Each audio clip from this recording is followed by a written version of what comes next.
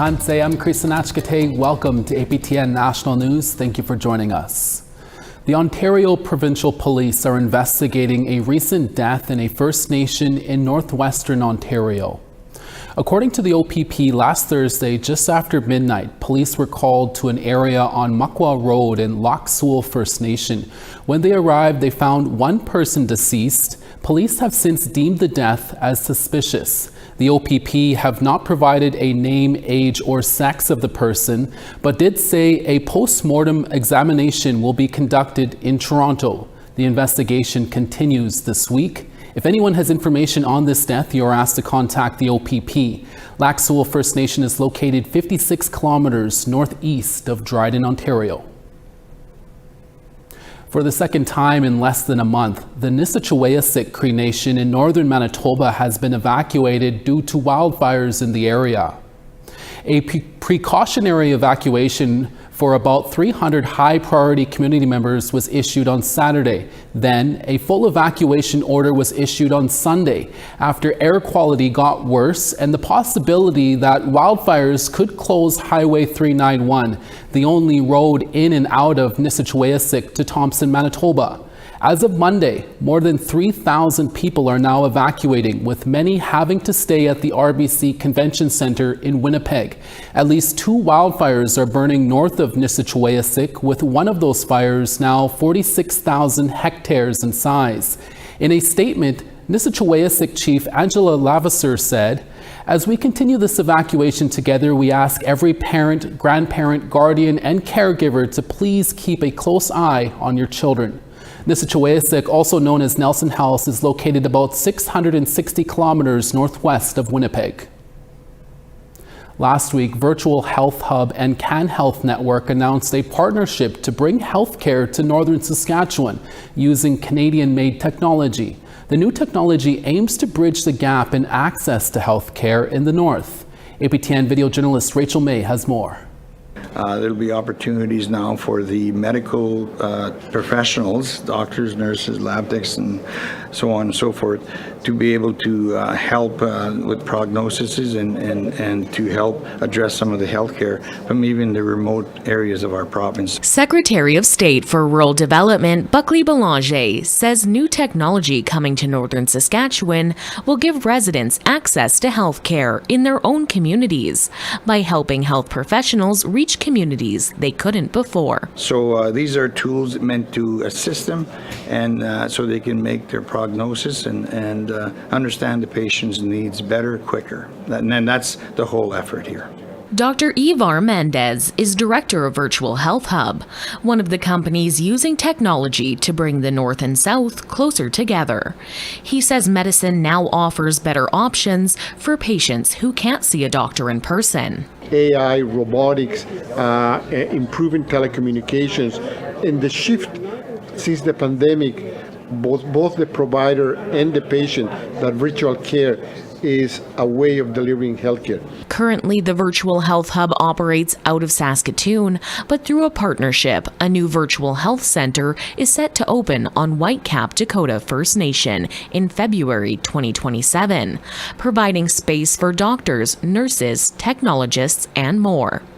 Whitecap Chief Darcy Bear says the technology worked well when they put a virtual health hub in a long-term care home. 1 month they would have had 58 emergency room calls. They would have sent 58 of the residents to emergency room. But because of the having the remote health presence there, and the doctor, the physician was available remotely to work with the nurses inside the Parkridge care home, only 8 people had to go to the emergency room. Chief Bear says he's proud to be a part of the project and excited to see its continued growth. This is not just about just Saskatchewan working in isolation. We're working with the world and bringing that better health care to Saskatchewan, to all of our citizens, and again, eventually this going global to all Canadians. Rachel May, APTN National News, Saskatoon. The Nisichawayasihk First Nation and the Yukon government have signed an agreement that will see the two parties create a land use plan for around 7% of the territory. This plan is a shared blueprint for how land in a region is managed and used. helping reduce or avoid conflict between different interests. The plan will reflect the rights and responsibilities of Nisichawayasihk and support sustainable development.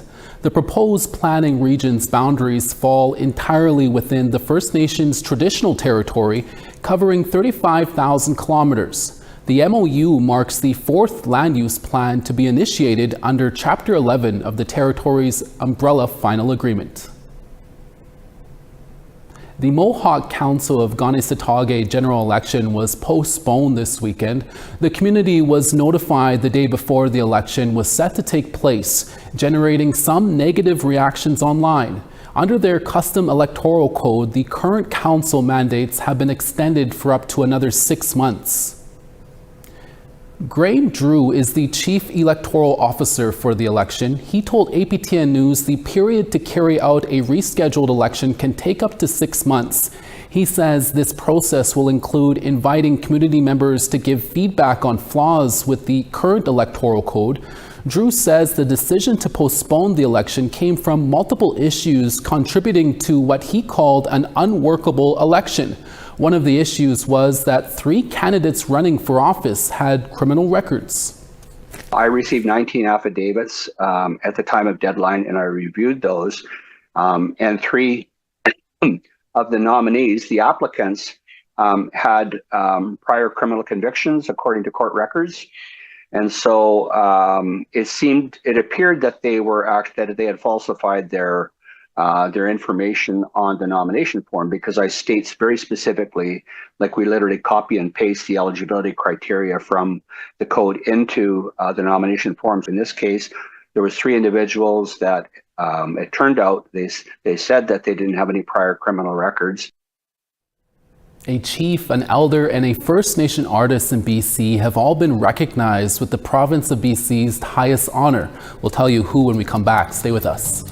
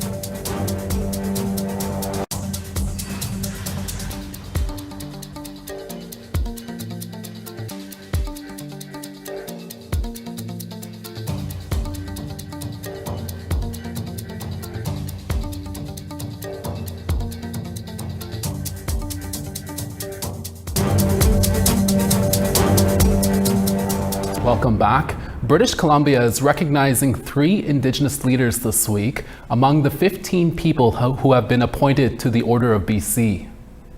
The 3 include West Bank First Nation Chief Robert Louis, who has been a long-time leader in First Nation self-governance for almost 4 decades, Stan Bevan from Terrence, BC, a Tatlin Tlingit artist and a leader in Indigenous culture who has made West Coast carvings for more than 40 years, and Elder Gwen Harry, a residential school survivor and a leader in education from the Squamish Nation.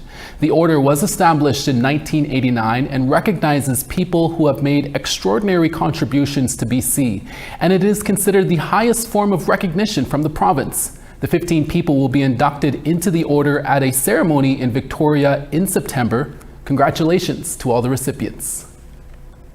A First Nation in Northern Alberta is celebrating after it recently opened its new multi-million-dollar community centre. Fort McMurray 468 First Nation recently held a grand opening ceremony for its $30 million Niganon Community Centre. The facility, which opened in early July, has various spaces for elders and youth, a gymnasium with an indoor court, and a commercial kitchen.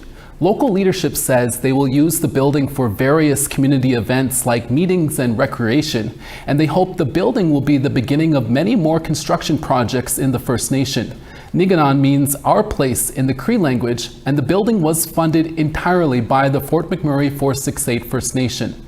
The facility is located about 30 kilometers south of the city of Fort McMurray.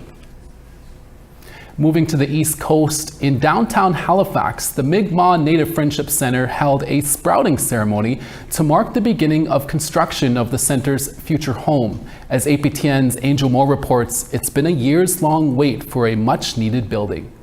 This is the sprouting ceremony at the location of the new Wujaywiyan Centre, a birch and ash tree already planted to symbolize the roots of trees holding people together at the future home of the Mi'kmaq Native Friendship Centre. Wujaywiyan means come with us in Mi'kmaq. Ardina Paul attended the event. She is from the Buckingag Mi'kmaq Nation. She moved to Jabukduk about 9 years ago and has seen firsthand the centre's need for a new home. Whereas all the other previous buildings were spaces already existing that were made to fit or made to work. And it was always a compromise, and now it's no longer going to be. It's going to be truly reflective of Mi'kmaq culture. And the current location was moved into an old call centre after the original building was falling apart and was in disrepair. Wujaywiyan Executive Director Pam Glode-DeRoche is looking forward to the new building.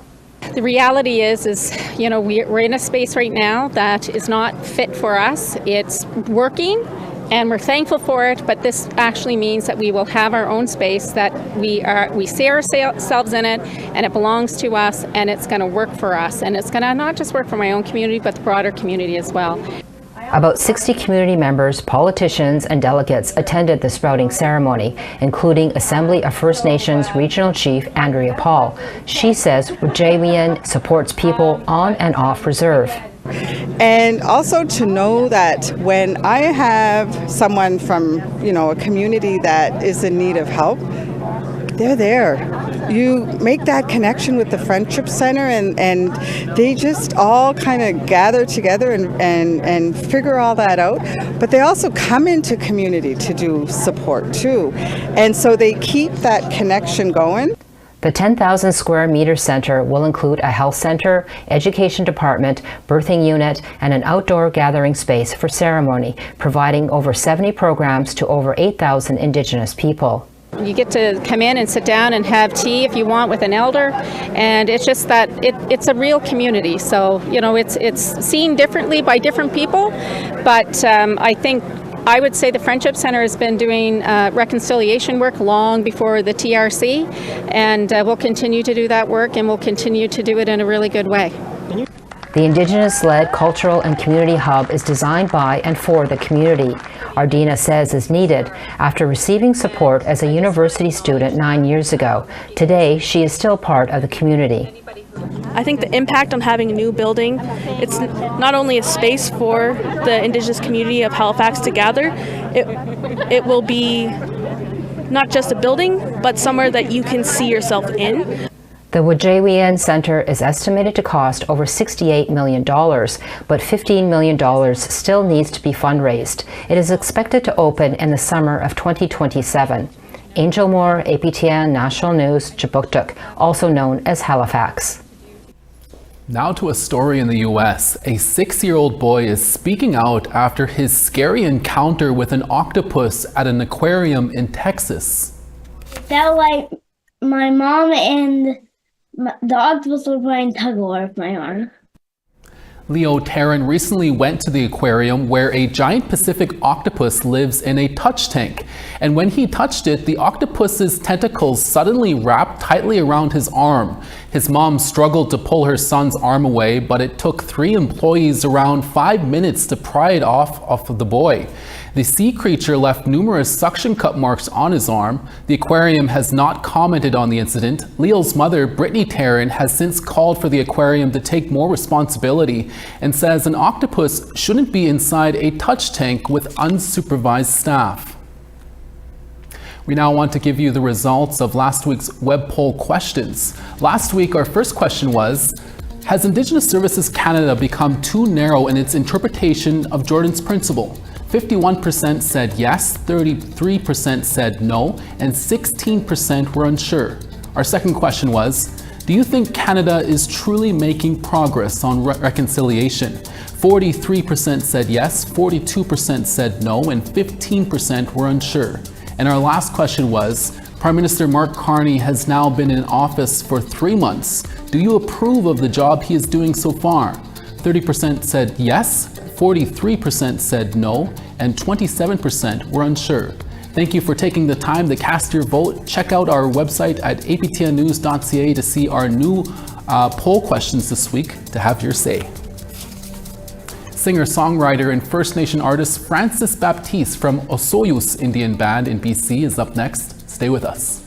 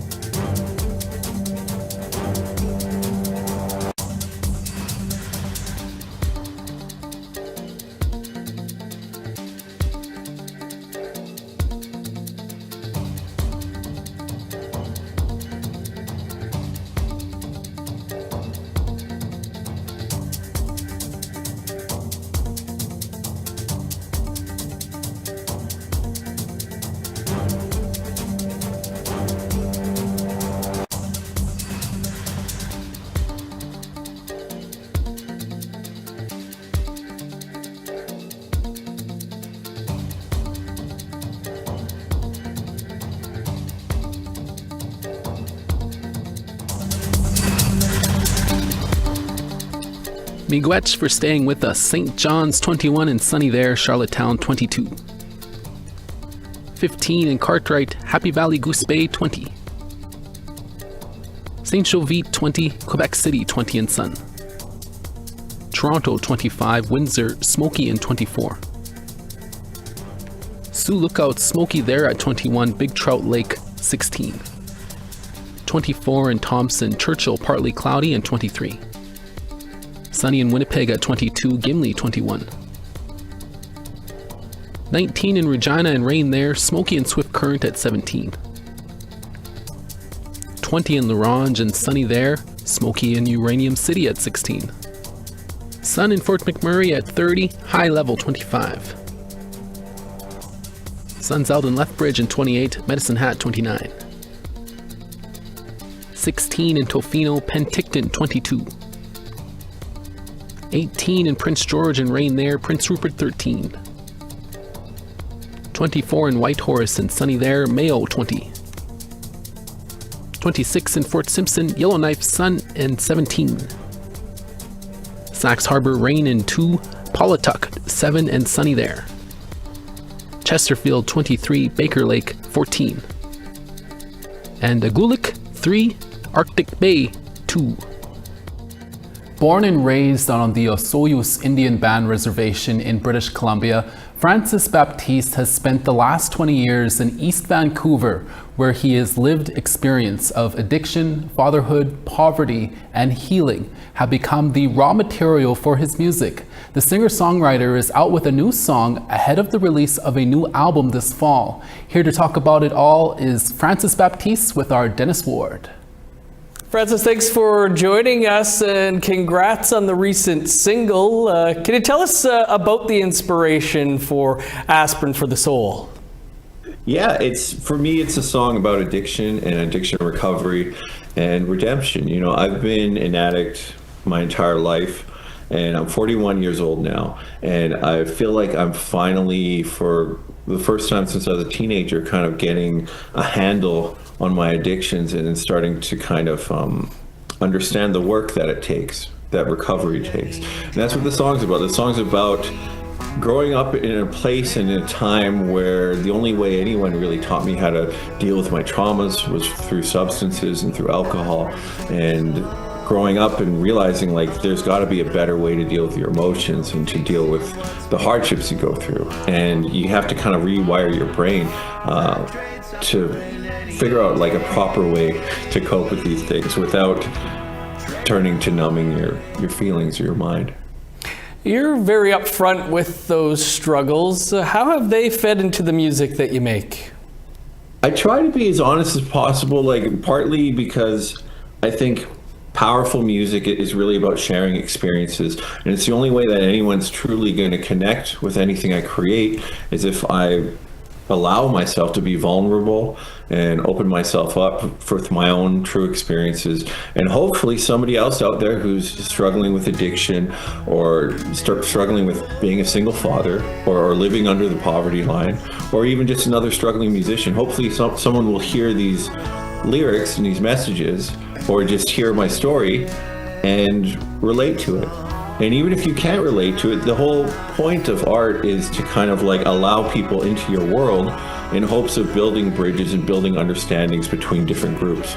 And that's a big part of the problem with where I come from. Like, I've lived the last 20 years in East Vancouver, and I work in the downtown East Side for an organization called the Dudes Club, which helps older Indigenous men who are living in SROs in downtown East Side. But part of the biggest problems over there is a lack of understanding between the city and the downtown East Side, because there's an empathy gap when you have no common ground. But art has a unique opportunity to bridge that gap by people can listen to the song or listen to this album and maybe gain a bit of understanding of what it's like to live the life of an addict, the life of somebody on the downtown East Side. Do you get a lot of feedback from those in the struggle or who've come through it? Yeah, a lot of positive feedback. People are always happy to see kind of themselves represented in things. And I think, especially when it comes to addiction, it's all about battling stigma. And you can feel so alone. Like, addiction isolates you because it kind of thrives in secrecy. You're hiding your behavior, you're hiding your use. And all of that leads to ultimately like closing off the rest of the world from yourself. And so addicts tend to feel very alone and very kind of estranged from their families, from their friends. And so when they hear a song that they can relate to, it kind of makes them feel a little less alone. And I've had a number of people come up to me and say like they're really grateful for me being so forthright in interviews and in songs and, you know, in my presence online. For sure. Well, speaking of representation as well as your presence online, can you talk a bit about the importance of incorporating your language into what you do? Yeah, it's been a really important step for me, especially like I started my solo career in 2021 with my first album, Nisichawayasihk, which means family, in my indigenous language, which is Nisichawayasihk, the language of the Syilx people in the South Okanagan Valley. I'm from the Osage Indian Band, and I found that when I turned 20 and I moved away, I went to college, there was a good decade and a half where I kind of felt urbanized and I felt estranged from my community. I went off to go to school. I met a white woman, got married, had a kid, and then kind of felt like being away from the res for that long, you lose a bit of your nativeness, you know, your resness. And then it was after my separation, after I started this solo career, this music solo career, that I found myself soul searching and wanting to reconnect with my family back home, reconnect with my cousins and the bros and everybody on the Osage Indian Band. And around the same time, my grandmother died, and she was the last fully fluent speaker in my immediate family. And it became suddenly like really real how close we are to losing our language and how endangered that language has become. So it was around then that I thought it was important for me to start learning it, to start teaching it to my son. And the easiest way for me to do that was to start writing songs in the language and incorporating that vocabulary into the songs I was writing. Good stuff there, Francis. Yeah, just briefly here, you have a new album out this October titled Lived Experience in East Vancouver, which kind of is self-explanatory, I guess, but what can listeners expect? It's a very honest and forthright kind of recounting of my experiences through addiction in the last 10 years. And it was, for me, like, I came to a point where I realized if I'm going to move forward in any aspect of my life, whether it's with my family or with my partner or as a musician, that I needed to stop what I was doing and really just like face my addictions head on and really kind of deal with it. And this album is kind of me trying to put it to bed and trying to say, like, this chapter of my life, this kind of dark chapter of my life, like the deepest depths of my addiction, I'm trying to close a book on it and retrospectively reflect on it, and hopefully the lessons I've learned in that process, other people can learn from them too. Francis, great to speak with you. Congrats on the new single, the album, and a new chapter in your life as well. Thanks for taking some time for us. Thank you so much. And that's your daytime newscast for this Tuesday. Sav Jones will be here in a few hours for your evening newscast. Please join us then. From all of us at APTN National News, hi miigwech masicho kwana. Thank you for watching. We'll see you again next day.